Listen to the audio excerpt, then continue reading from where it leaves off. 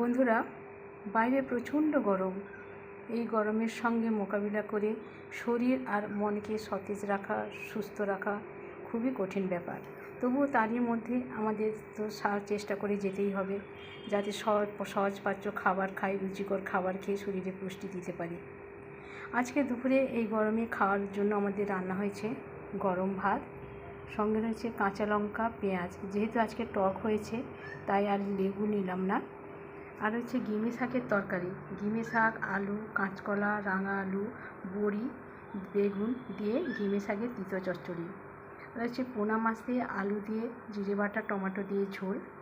আর হয়েছে বাটা মাছ দিয়ে বেগুন দিয়ে পোস্ত বাটা দিয়ে টমেটো দিয়ে ঝাল। আর হয়েছে চিংড়ি মাছ, ঢ্যাঁড়স, বড়ি আর আম দিয়ে টক, সঙ্গে রয়েছে অল্প ঘরে পাতা টক দই। এই হচ্ছে আজকে দুপুরে আমাদের খাবারের মেনু। টক দই, ঢ্যাঁড়স, চিংড়ি মাছ, বড়ি, আম দিয়ে টক, বাটা মাছ দিয়ে বেগুন দিয়ে পোস্ত বাটা দিয়ে ঝাল, পোনা মাছ দিয়ে আলু দিয়ে জিরে বাটা দিয়ে টমেটো দিয়ে ঝোল, আর গিমে শাক, রাঙা আলু, বেগুন, কাঁচকলা, বড়ি দিয়ে তিতো চচ্চড়ি, সঙ্গে পেঁয়াজ, কাঁচা লঙ্কা সহ গরম ভাত।